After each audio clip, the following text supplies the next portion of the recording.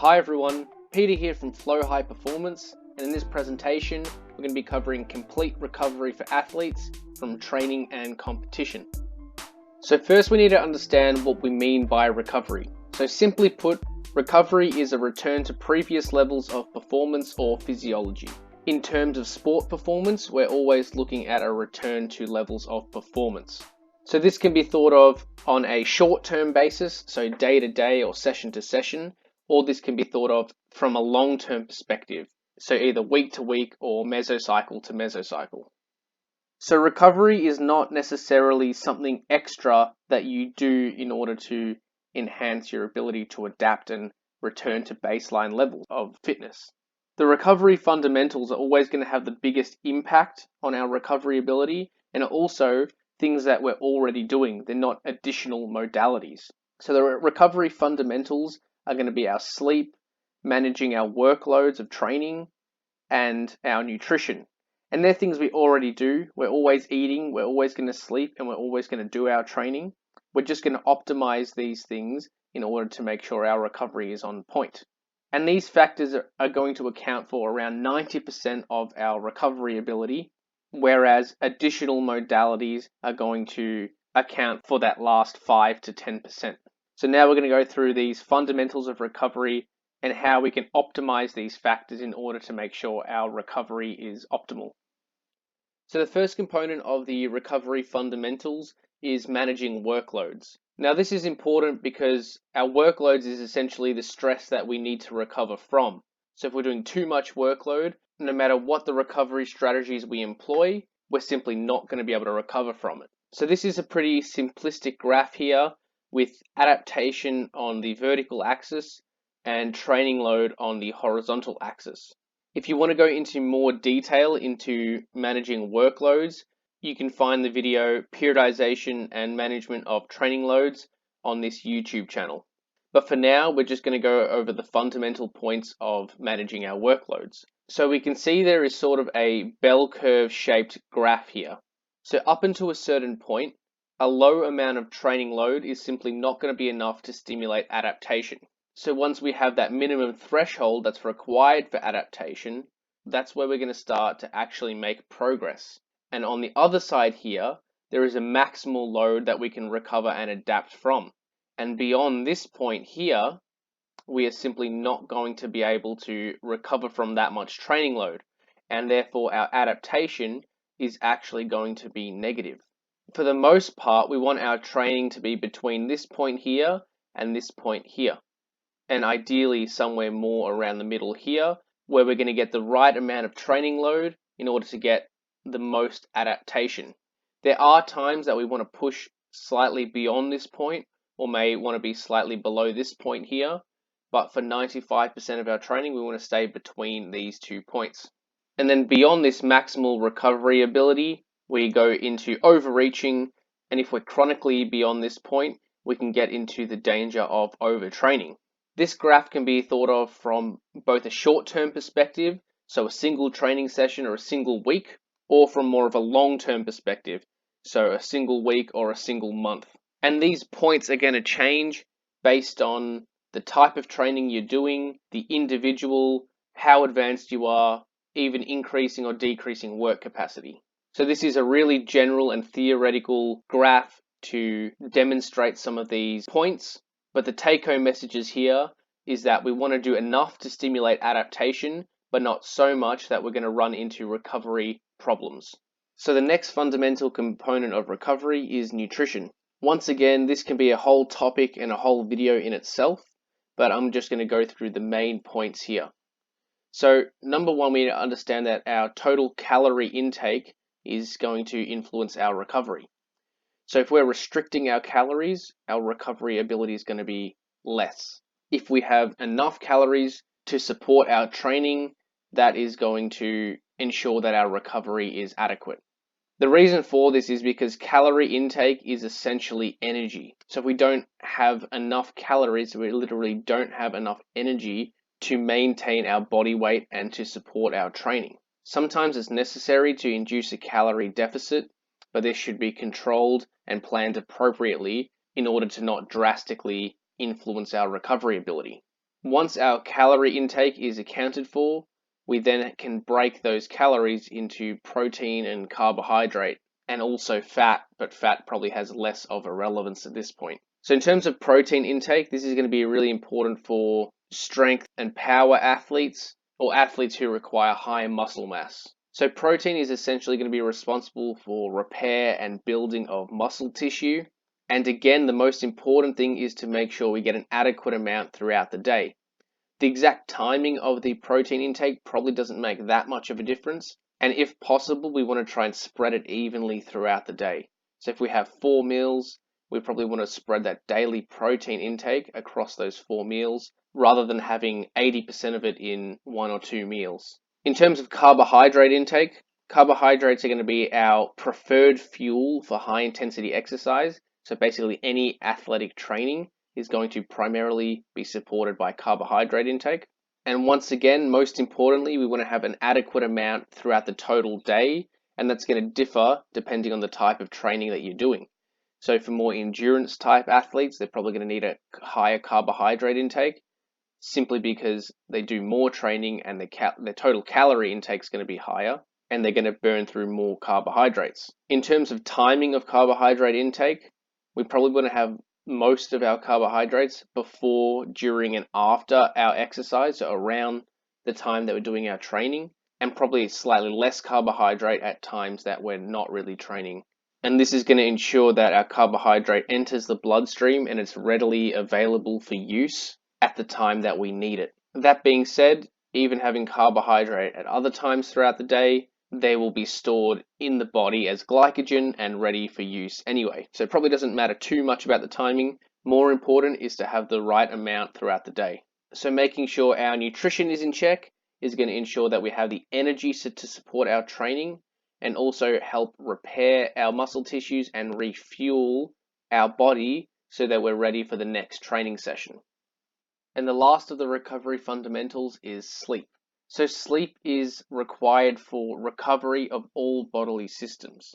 And this is pretty intuitive. When we don't get enough sleep, we don't feel as good and we don't perform as well. So it's not necessarily that sleep will enhance recovery, but it's more so a lack of sleep will negatively affect recovery. In particular, recovery and performance of endurance and cognitive ability seem to be impacted the most when we look at the research, whereas anaerobic exercise probably isn't affected quite as much. However, repeated anaerobic efforts will also be reduced. So the research has consistently demonstrated that 7 to 9 hours per night is pretty much adequate for most people on average, and this again is intuitive and something we already know. It's still unsure of the exact mechanisms by which sleep affects sport performance and recovery, but it is definitely clear that a lack of sleep, and more so a chronic lack of sleep, will influence our recovery and performance. So simply put, we need to make sure we're sleeping an adequate amount each night and doing this consistently in order to chronically enhance our recovery ability, or should I say, minimize the negative effects of recovery. So now that we've covered the fundamentals of recovery, we can now have a look at some additional modalities that can maybe further enhance our recovery than the fundamentals alone. What we need to understand is that additional recovery modalities have a very minimal impact on recovery ability. This is an estimate that our fundamentals of recovery will account for around 90 to 95% of our recovery ability, and then these additional modalities in combination may give us another 5 or at most 10% better recovery, most of which is probably a placebo effect anyway. A lot of the additional recovery modalities are very controversial, and for the most part, most of them don't have any very clear evidence that they actually enhance recovery at all. But we will go through the additional modalities that may have some merit to them. So the first additional modality that we're going to cover, and the one that we can be pretty confident in saying that it actually has an effect on recovery, is active recovery. So what we mean by active recovery is basically some sort of low intensity exercise on days that we're not training in order to promote blood flow without generating fatigue. So basically, as we're doing some form of active recovery, we're creating muscle contractions in quite a low stress activity and that's what's going to pump the blood around the body and therefore transfer the nutrients around the body more quickly than if we weren't to do any active recovery at all. And as the blood goes around the body and the nutrients are transferred around the body, we can get a slightly quicker return to homeostasis. So when we're doing active recovery, we need to make sure that we're using very low intensity exercise in order to make sure that we're not generating additional fatigue. So we really need to make sure that the intensity is low enough that we're not actually stimulating adaptation, but we're still moving around. We probably also want to use some sort of unloaded exercise, such as cycling or swimming, and that's going to take the load off our joints so that, again, we're not unnecessarily loading our joints and creating more stress to our body, which will actually inhibit recovery rather than promote recovery. So active recovery is probably best used on days where we're not training, and rather than doing nothing on those days, we can actually move around and try and enhance our recovery and probably feel a lot better for the next training session. I've combined in the active recovery modality also electrical muscle stimulation, because essentially electrical muscle stimulation is an expensive way to do the same thing as active recovery. All it's going to do is contract and relax our muscles, and that's going to enhance recovery by, again, promoting blood flow without generating additional fatigue. So this could be actually a good option for someone who has a particular injury and may not be able to move around very much, or if they really want to target one particular muscle or spot, then electrical muscle stimulation may be considered, but for the most part, it does exactly the same thing as just doing some sort of low intensity exercise. The next additional modality that we're going to talk about is massage. So massage is often used to theoretically promote blood flow, increase muscle temperature, and increase our range of motion or our flexibility. And although it makes sense that massage would induce these changes, in reality, when we look at the research, the increases in temperature and the blood flow is only superficial. It only acts at the skin level. It doesn't actually change what happens at the muscular level. So there's no change in blood flow to the muscles and no change in muscle temperature. And in terms of increasing range of motion, it only gives a temporary neural relaxation response. It doesn't actually change our long-term range of motion. So unfortunately, massage doesn't really have any physiological benefits in terms of recovery. However, psychologically, massages may in fact enhance recovery. So in general, people enjoy getting massages. They do it because it feels good, and having someone treat certain spots that they're having trouble with may make them feel better and increase their well-being, or if anything, at least give some sort of a placebo effect. So although massage doesn't really have any physiological benefits to recovery, it may psychologically be helpful for athletes if they enjoy that type of therapy. And the last modality we're going to talk about is cold water immersion, so things like ice baths. So what cold water immersion does is it reduces our muscle temperature, and this is proposed to have some benefits for recovery. So by reducing the muscle temperature, it actually reduces the speed of our neural impulses, which may be a good or bad thing depending on what we're trying to do. So research has shown that this actually enhances our neuromuscular recovery within 24 to 72 hours.